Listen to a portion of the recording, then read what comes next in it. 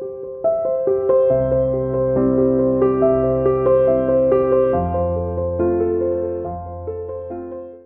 Students, क्या हाल है आपके। उम्मीद करता हूँ पढ़ाई लिखाई से शायद नाता जोड़ लिया होगा। अभी तक मैं कहता हूँ तोड़ लिया होगा, लेकिन नाता जोड़ लिया होगा, क्योंकि पेपर पास में है। हर वीडियो में मैं आपको बता रहा हूँ कि अभी तक सीबीएसई इस विषय में कोई डिसीजन नहीं ले पाई है पेपर कब करने हैं। उनके दिमाग में एक मंथन चल रहा है। कुछ कहते हैं सेशन लेट नहीं करना, कुछ कहते हैं थोड़ा लेट करना है। तो बहुत बड़ा कंट्रोवर्सी चल रही है इस समय, लेकिन उस कंट्रोवर्सी से हमें पजल नहीं होना चाहिए। वो जो कर रहे हैं उन्हें करने दीजिए, हम अपना काम करें। हमारा काम है अपनी पढ़ाई को मार्च के लिए भी तैयार रखना, अप्रैल के लिए भी तैयार रखना, मई जून के लिए तो हम तैयार हैं ही। जब लेट होगा तो तुम तैयार होंगे, लेकिन अगर कोई चीज़ पहले हो जाए, प्रीपॉन्ड हो जाए, उसके लिए भी अपने आप को ऐसा तैयार कर लीजिए कि हमें कोई दिक्कत ना आए। मैंने क्लासेस में भी कहा था कि ये वो समय है जब आप टॉपिक पढ़ रहे हैं तो उसको 10 इयर्स की हेल्प से पुराने क्वेश्चन पेपर्स निकाल कर, ऑनलाइन आपको जो मटेरियल मिलता है उसको, पुराने क्वेश्चंस के सारे पुराने पेपर्स के सारे क्वेश्चंस आप सॉल्व कर लीजिए। तो ऐसा करने से आपके टॉपिक्स जो होंगे वो बिल्कुल परफेक्ट हो जाएंगे। फिलहाल हम लोग बात कर रहे हैं कोफिशिएंट ऑफ म्यूचुअल इंडेक्शन की। पिछले लेक्चर में हमने पढ़ा कि कोफिशिएंट ऑफ म्यूचुअल इंडेक्शन क्या होता है, m, और इसके दो फॉर्मूले हमने पढ़े, फाई टोटल अपॉन करंट, और दूसरा पढ़ा m is equals to minus EMF upon dI/dt, यानी rate of change of current. हम लोगों ने यहाँ तक पढ़ा। आज का हमारा टॉपिक है mutual inductance of two long solenoid. अगर दो लॉन्ग सोलेनॉइड्स हैं तो उनके बीच में म्यूचुअल इंडक्शन का फॉर्मूला क्या होगा या कैसे उसे निकालेंगे। इसके लिए सबसे पहले हम कंसिडर करते हैं, मान लीजिए एक हमारे पास सोलेनॉइड है, ये डैश लाइन से बना रहा हूँ जिससे दूसरी को हम बना सकें।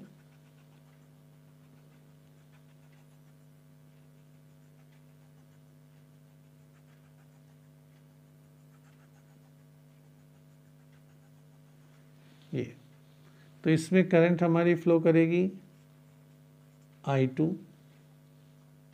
इसकी रेडियस है R2, लेकिन इसकी लेंथ कितनी है, लेंथ है L, क्योंकि दोनों एक दूसरे के ऊपर कोएक्सियल ही हैं।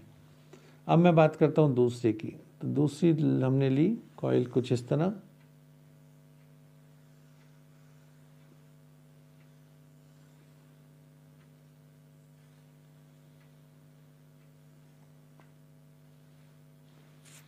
यहाँ पर इसके लिए नंबर ऑफ टर्न्स हो गए N1, रेडियस हो गई R1 और करंट हो गई I1। तो आज जो हम डिस्कस करने वाले हैं वो कुछ ये फिनोमिना है कि दो कॉइल हैं, दोनों कोएक्सियल हैं और दोनों एक दूसरे के ऊपर वाउंड हैं, मतलब एक दूसरे के ऊपर हो रही हैं। तो let us consider two coaxial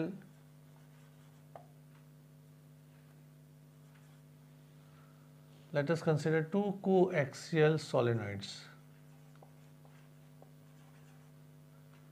हमने दो कोएक्सियल सोलेनॉइड ले लिए, S1 और S2। न एक हमने लिया S1, एक ले लिया S2, S1 एंड S2।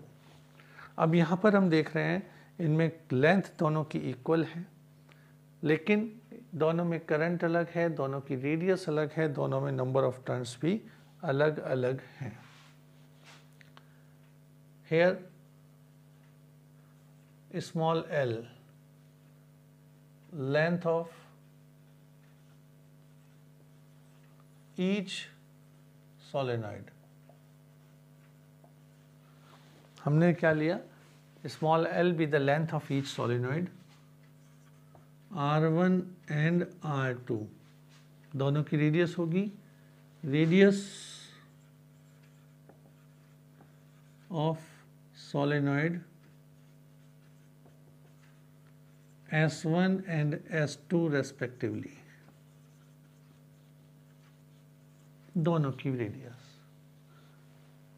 उसके बाद आता है N1 एंड N2, ये क्या है, नंबर ऑफ टर्न्स दोनों के, नंबर ऑफ टर्न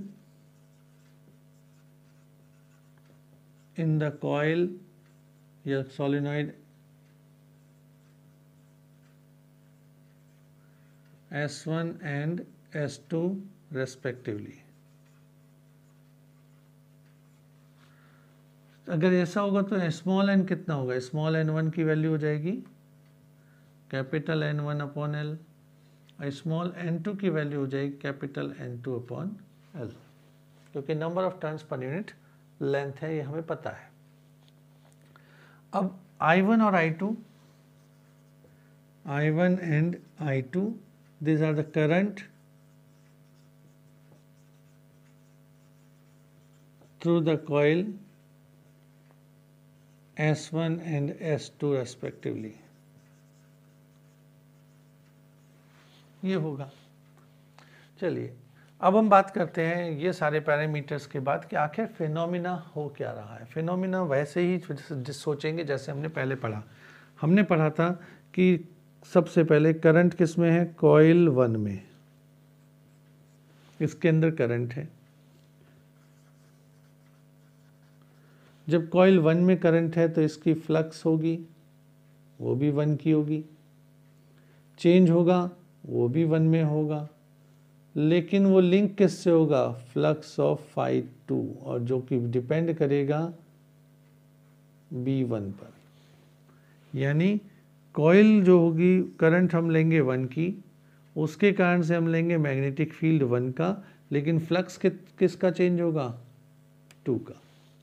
तो flux on the linked coil depends on the previous coil. अगर सेकेंडरी कॉइल की बात करूंगा, सेकेंडरी सॉलिनॉइड की बात करूंगा, तो प्राइमरी के करंट पे डिपेंड करेगा। तो सबसे पहले हम यहीं से शुरू करते हैं कि चेंज क्या हो रहे हैं। तो let us discuss the magnetic field of solenoid 1।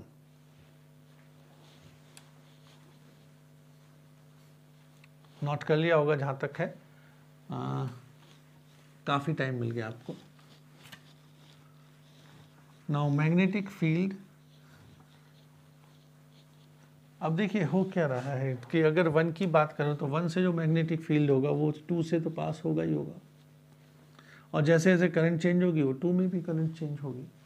तो सबसे पहली बात क्या है, हम लोग बात करते हैं करंट हमारी I2 पास हुई, the magnetic field setup inside coil 1 या सोलेनॉइड 1। द मैग्नेटिक फील्ड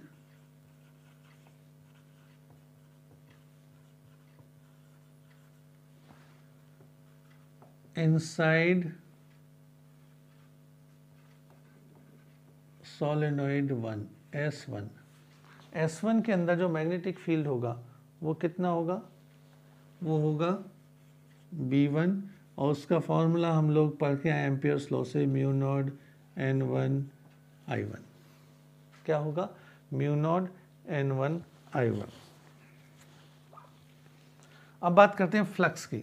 देखिए यहाँ पर बहुत सारे टर्न्स हैं, बहुत सारे टर्न्स हैं, तो flux linked with each turn कितना होगा, एक टर्न से कितना होगा, बी है ना, एरिया होगा पाई R1 स्क्वायर, तो निकाल सकते हैं R1 square.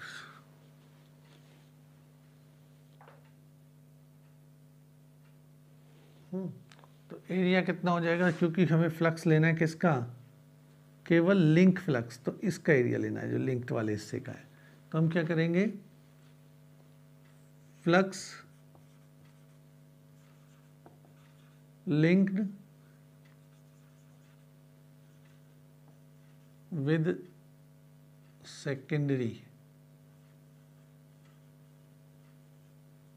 Sorry flux in secondary each turn.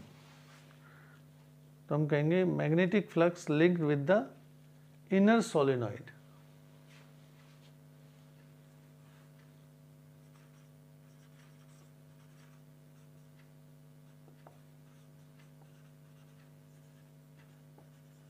linked with S2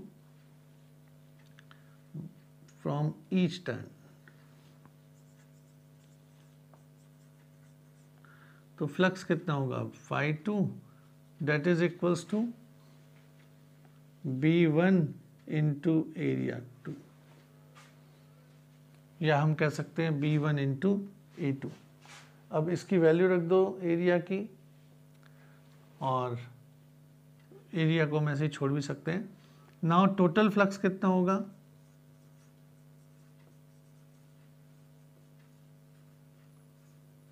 phi total that is equals to N2 B1 A2,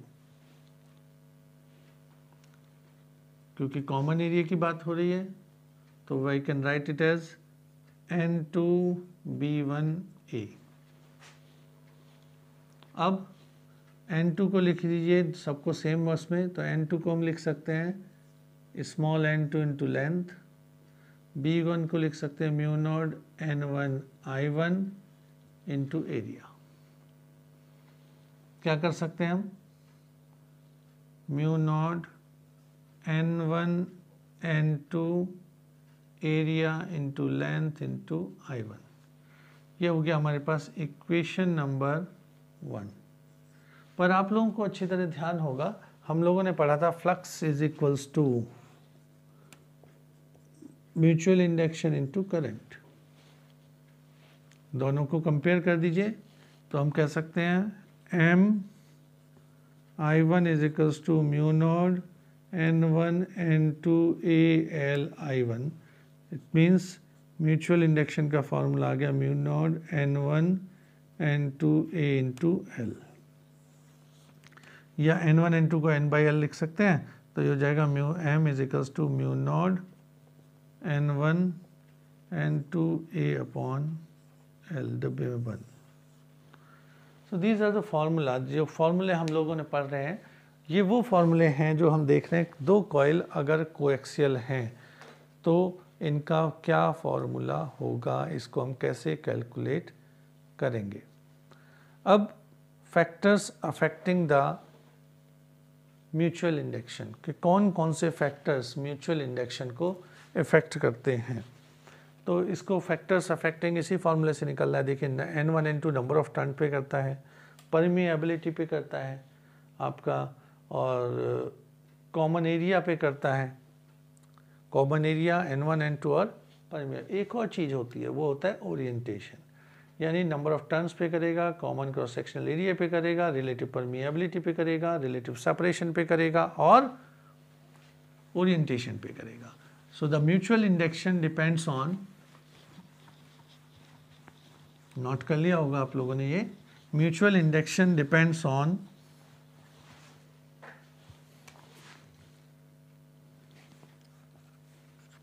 it depends on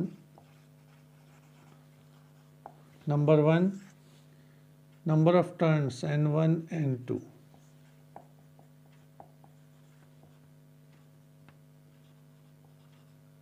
number of turns of each coil. Number 2, it depends on common cross sectional area.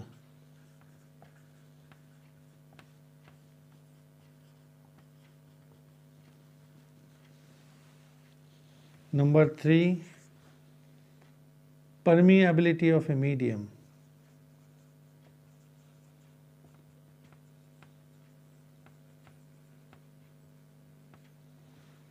Number 4, distance या separation, दोनों के बीच की कितना दूरी है उसके ऊपर भी डिपेंड करेगा, रिलेटिव सेपरेशन।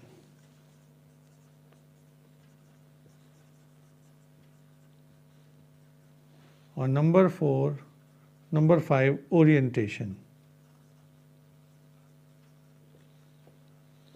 ओरिएंटेशन थोड़ा सा बता दूं, यहाँ तक आपको क्लियर हो गया होगा, ये तो फॉर्मूले से आ गया। डिस्टेंस का मतलब एक कॉइल ले रहा, एक कॉइल ले रहा, पता है ज़्यादा होगा, इसके बीच का डिस्टेंस बढ़ा दिया कम होगा, तो इस तरह से रिलेटिव ओरिएंटेशन का मतलब है एक कॉइल ये रही है, एक इसके ऊपर है, या तो ये कंडीशन है, या एक कॉइल ये है, दूसरी कॉइल ये है, चेंज हो गया ना, या एक कॉइल ये है, दूसरी इसके सामने आ गई। तो ओरिएंटेशन ये कहलाता है, रिलेटिव ओरिएंटेशन। सो ये चैप्टर आपका यहीं फिनिश होता है। इस चैप्टर पे ज़्यादा से ज़्यादा न्यूमेरिकल की प्रैक्टिस करो। आपके सामने सारे डेरिवेशन, सारे कॉन्सेप्ट हो गए, और मेन कॉन्सेप्ट सब जगह एक ही लगा, वो था फैराडे लॉ और लेंज लॉ। तो यहाँ तक की कोशिशें आप पूरी कीजिएगा, न्यूमेरिकल पूरे कीजिएगा, और कोशिश करें कि सारे क्वेश्चंस हम लोग सॉल्व करें। प्रॉब्लम पूछ सकते हैं आप लोग अपने क्लास वर्क सेक्शन में या प्रॉब्लम सेक्शन में डालकर, व्हाट्सअप कर सारी फैसिलिटीज़ आपको गिवन है, व्हाट्सअप पे कोशिश कीजिएगा। All the best, good luck.